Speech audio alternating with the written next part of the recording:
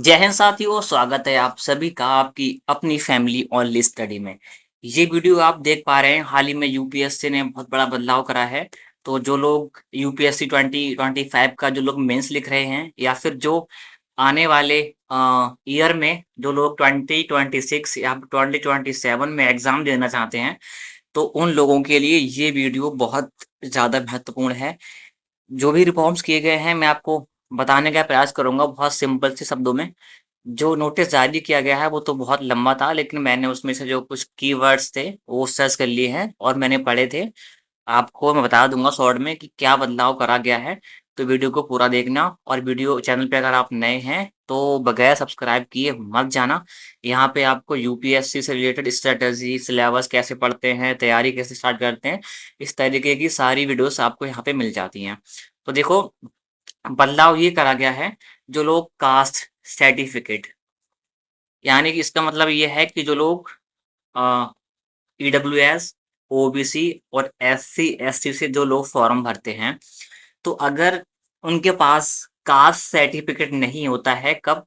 जब वो अपना डॉक्यूमेंट वेरिफिकेशन कराते हैं, मतलब डीबी कराते हैं, उस समय अगर उनके पास उनका कास्ट सर्टिफिकेट नहीं होता है, तो कुछ लोग ये कहते हैं कि आप हमें जनरल कैटेगरी का मान के सिलेक्शन प्रोसेस में हमें आगे बढ़ा दीजिए। तो अब ऐसा नहीं होगा। क्लियरली यूपीएससी ने एक चेंज कैटेगरी में बदलाव कर दिया गया है, क्योंकि जो रिजर्वेशन मिलता है वो कास्ट वाइज ही मिलता है। अगर आप ईडब्ल्यूएस, ओबीसी, एससी, एसटी से अगर फॉर्म भर रहे हैं और अगर आप सिलेक्शन ले भी लेते हैं, लेकिन अगर आपके पास डॉक्यूमेंट वेरिफिकेशन के टाइम अगर कास्ट सर्टिफिकेट अवेलेबल नहीं है, अगर आपने उस टाइम नहीं बनवाया है, तो आपको रिजेक्ट कर दिया जाएगा, भले ही आपने परीक्षा को पास क्यों ना कर लिया हो। अब देखो, कास्ट सर्टिफिकेट के बारे में बात करें तो वो दो तरीके का बनता है। एक स्टेट का होता है और एक सेंट्रल का होता है। अब बहुत से एस्पिरेंट्स के पास स्टेट का भी होता है, सेंट्रल का भी होता है, लेकिन कुछ के पास सेंट्रल का होता है लेकिन स्टेट का नहीं होता। लेकिन बहुत सौ के पास क्या होता है कि स्टेट का होता है लेकिन सेंट्रल का नहीं होता। लेकिन ये चीज़ यहाँ पे ध्यान देने वाली है कि जब आप यूपीएससी का फॉर्म भरते हैं, तो वहाँ पे आपका स्टेट सर्टिफिकेट नहीं लगता है, कास्ट सर्टिफिकेट स्टेट लेवल का नहीं लगता है। वहाँ पे आपको रिक्वायरमेंट होती है सेंट्रल लेवल का कास्ट सर्टिफिकेट आपके पास होना चाहिए। और अगर ये नहीं है, तो आप रिजर्वेशन का लाभ नहीं ले सकते। इसका मतलब ये है कि आपको ये चाहिए ही चाहिए। आपका फॉर्म भी रिजेक्ट हो सकता है, हालांकि उस टाइम नहीं भरा जाएगा, क्योंकि उस टाइम ऑप्शन जो आता है वो कास्ट सर्टिफिकेट का आता है। अगर आप उसमें गलती से भी स्टेट का डाल देते हैं, तो हो सकता है कि फॉर्म भर जाए, लेकिन आगे चल के आपको जब डॉक्यूमेंट वेरिफिकेशन होता है तो उस टाइम आपको समस्याएं आ सकती हैं। अब एक चीज और समझने वाली ये है, वो ये है कि एक क्रूशियल डेट यूपीएससी की तरफ से रखी गई है, क्या?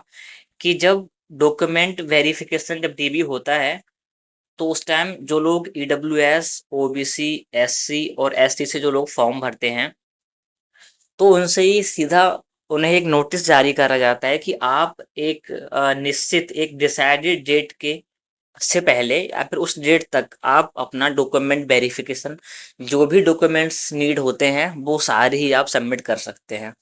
लेकिन चेंज ये हुआ है कि अगर आप दी गई क्रूशियल डेट से पहले या फिर डेट तक अगर आप डीबीपीएसटी में आप अपने डॉक्यूमेंट सबमिट नहीं कर पाते हैं, तो फिर भी आप एलिजिबल नहीं होंगे, आपको समस्याओं का सामना करना पड़ सकता है।